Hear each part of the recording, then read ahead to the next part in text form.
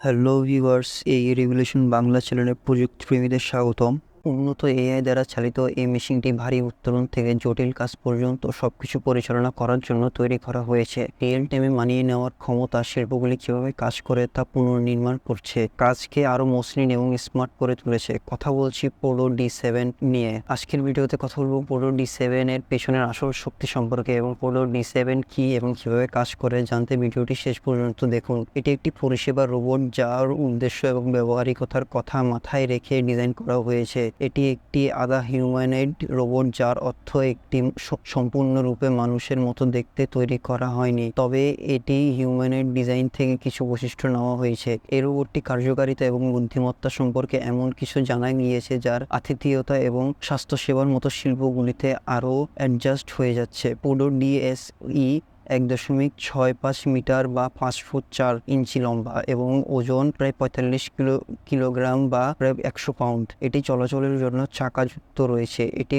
উল্লেখ করা গুরুত্বপূর্ণ যে চাকাগুলি কেবল দেখানোর জন্য নয়, এই রোবটটি নির্ভুলতার সাথে যে কোনো দিকে যেতে পারে। এই সর্বদিক নির্দেশক ভিত্তি নিশ্চিত করে যে D7 এমন জটিল পরিবেশেও নেভিগেট করতে পারে। ব্যস্ত রান্নাঘর বা হাসপাতালের করিডোরের মতো জায়গায় গতি প্রতি সেকেন্ডে 2 মিটার বা প্রতি ঘন্টায় প্রায় 7.2 কিলোমিটার। এটিকে খুব ধীর বা বিঘ্নিত না করে রেস্তোরাঁ বা পাবলিক এলাকার মতো জায়গায় মানুষের কার্যকলাপের প্রবাহের সাথে তাল মিলিয়ে চলতে পারে। PUD D7 এর অন্যতম উল্লেখযোগ্য বৈশিষ্ট্য হলো এর অস্ত্র। এর প্রতিটি বাহু 30 ডিগ্রি দিয়ে সজ্জিত, চলাফেরার ক্ষেত্রে অনেক নমনীয়তা প্রদান করে, যা বিভিন্ন কাজ পরিচালনা করার জন্য গুরুত্বপূর্ণ। এটি খুব বেশি শুনতে পারে না, তবে বেশিরভাগ পরিষেবা সম্পূর্ণ করার জন্য যথেষ্ট। আরও মজার বিষয় হলো এই অস্ত্রগুলি স্থির নয়, হাতে থাকা টাস্কের উপর নির্ভর করে সকল কাজ সম্পূর্ণ করে। আধা হিউম্যানয়েড রোবটকে স্ট্যান্ডার্ড সার্ভিস রোবট থেকে আলাদা করে, যার ভিতরে বুদ্ধিমত্তার মাত্রা বেশি থাকে। পাও রোবোটিক্স D7 এ একটি বহু স্তরীয় বুদ্ধিমত্তা সিস্টেম যুক্ত করেছে। এটি উন্নত এআই মডেলগুলির সাথে ডেটা চালিত বুদ্ধিমত্তাকে একত্রিত করে, যা এটিকে জটিল পরিস্থিতিতে পরিচালনা করতে সক্ষম। অর্থাৎ পূর্ব প্রোগ্রাম করার নির্দেশনা অনুসরণ করার পরিবর্তে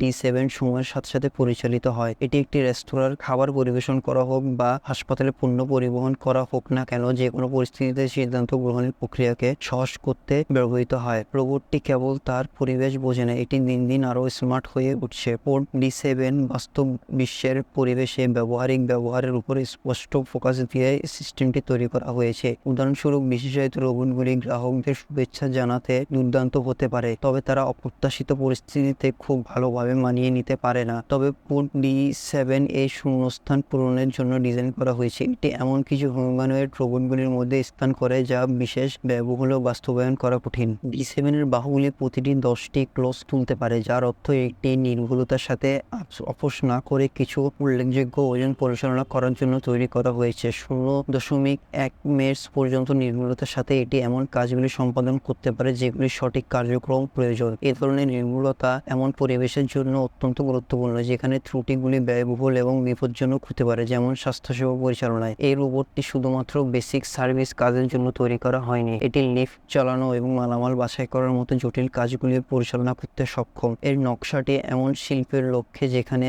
মানুষের রোবটের মিথস্ক্রিয়া অপরিহার্য, তাই এটি হাসপাতাল এবং রেস্তোরাঁগুলির মতো সিটিংসে স্থাপন করা হচ্ছে, যেখানে মানুষের সাথে যোগাযোগ করার এবং নির্ভরযোগ্যভাবে কাজগুলি সম্পাদন করার ক্ষমতা রাখে। এটি একটি ব্যাটারিতে চলে যা 1 কিলোওয়াট প্রতি ঘন্টা অতিক্রম করে। এটি সরাসরি 8 ঘন্টারও বেশি সময় ধরে কাজ করতে সক্ষম। এই বর্ধিত লাইভ হাসপাতালের মতো পরিবেশের জন্য অপরিহার্য, যেখানে চাষ করার জন্য ঘন ঘন ডাউন টাইম ছাড়াই একটি রোবটকে 24 ঘন্টা চলার প্রয়োজন হতে পারে। D7 এর আরেকটি প্রযুক্তিগত দিক হলো এর উচ্চ স্তরের ভেল এবং নিম্ন স্তরের ভেল নিয়ন্ত্রণ পরিকল্পনা। উচ্চ স্তরের ভেল পরিকল্পনা কৌশলগত কাজগুলির যত্ন নেয়, যেমন কোনো গ্রাহকের কাছে যাওয়া সর্বোত্তম উপায় খুঁজে বের করা এবং কোনো আইটেম পরিবহন করা। অন্যদিকে নিম্ন স্তরের পরিকল্পনা বাস্তব সময়ের ক্রিয়াগুলি পরিচালনা করে, যেমন কোনো বস্তুর ওপর এর গ্রিপ সামঞ্জস্য করা বা এটি একটি জনকীর্ণ স্থানের মধ্য দিয়ে যাওয়ার সময় বাধাগুলি এড়িয়ে চলা। এই শ্রেণীবিন্যাস ব্যবস্থা রোবটকে বিস্তৃত কৌশলগত কাজ এবং বিস্তারিত রিয়েল টাইম কমান্ড উভয়ে কাজ করতে দেয়।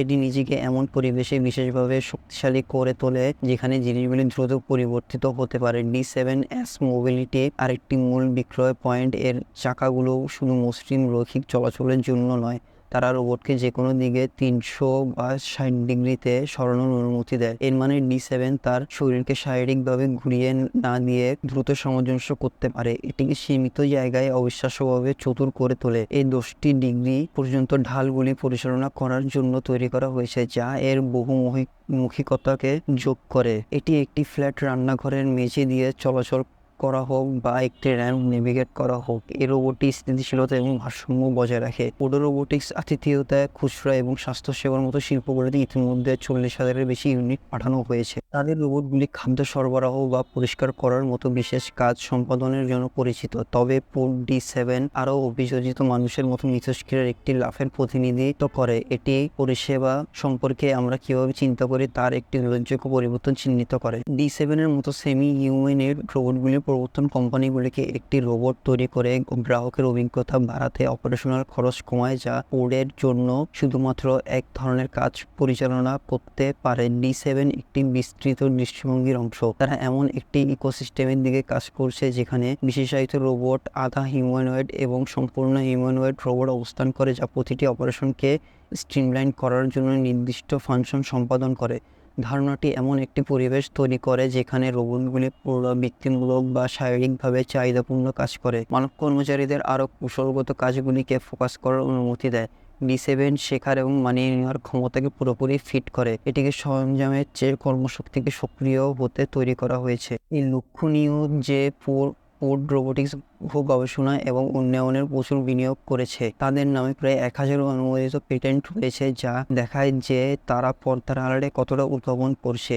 D7 কেবল এলোমেলো পরীক্ষার পণ্য নয়, এটি রোবোটিক্সে বছরের পর বছর দক্ষতার উপর ভিত্তি করে তৈরি করা সমাধান। উদ্ভাবনের উপর এই ফোকাসটি পডকে পরিষেবা রোবোটিক্স শিল্পের অন্যতম শীর্ষস্থানীয় নাম করেছে এবং D7 তারা কত দূর এসেছে তার একটি স্পষ্ট উপস্থাপনা। পড 2025 সালে D7কে সম্পূর্ণরূপে বাণিজ্যিকীকরণ করার পরিকল্পনা করেছে। সেই সময়ের মধ্যে আমরা সম্ভবত এই রোবটগুলিকে আরও বেশি শিল্পে দেখতে পাবো। গুদামগুলিতে জিনিসপত্র তোলা থেকে শুরু করে হাসপাতালের রোগীদের সহায়তা করা পর্যন্ত বিস্তৃত পরিসরের কাজগুলি সম্পাদন করবে। এটির অ্যাপ্লিকেশনগুলি বিশাল। পড রোবোটিক্স এই রোবটটির সাথে এগিয়ে যাওয়ার একটি স্পষ্ট নির্দেশনা রয়েছে। তাদের ফোকাস শুধুমাত্র চিত্তাকর্ষক মেশিনগুলি তৈরি করার উপর নয়, বরং এমন রোবট তৈরির দিকে যা প্রকৃতপক্ষে ব্যবসা পরিচালনার পদ্ধতিকে উন্নত করে। এরও D7S মানুষের সাথে মানিয়ে নেওয়া, শেখার এবং জটিল মিথস্ক্রিয়া পরিচালনা করার ক্ষমতা এটিকে পরিষেবা রোবোটিক্সের ভবিষ্যতে একটি মূল খেলোয়াড় করে তোলে। আগামী কয়েক বছরের মধ্যে সম্ভবত আমরা পোড রোবোটিক্স থেকে আরও বেশি অগ্রগতি দেখতে পাবো এবং D7 একটি নতুন যুগের সূচনা হতে পারে, যেখানে সেমি হিউম্যানয়েড রোবটগুলি আমাদের প্রতিদিনের পরিবেশে সাধারণ হয়ে উঠেছে। প্রযুক্তিগত পরিশীলতা, বাস্তব বিশ্বের ব্যবহারিকতা এবং দীর্ঘমেয়াদী দৃষ্টিভঙ্গির সংমিশ্রণে পুরো D7 অবশ্যই একটি রোবট যা ঠিকভাবে মনোযোগ দেওয়ার মতো। তো ভিউয়ার্স, পোড D7 সম্পর্কে আপনার মতামত জানিয়ে দিন কমেন্টে। এছাড়া পোড D7 সম্পর্কে আরও জানতে ভিজিট করুন আমাদের ওয়েবসাইট, লিঙ্ক ডিসক্রিপশনে। ভিডিওটি ভালো লাগলে লাইক দিন এবং শেয়ার করুন, সাবস্ক্রাইব করুন আমাদের ইউটিউব চ্যানেল। দেখা হচ্ছে পরবর্তী ভিডিওতে। ধন্যবাদ।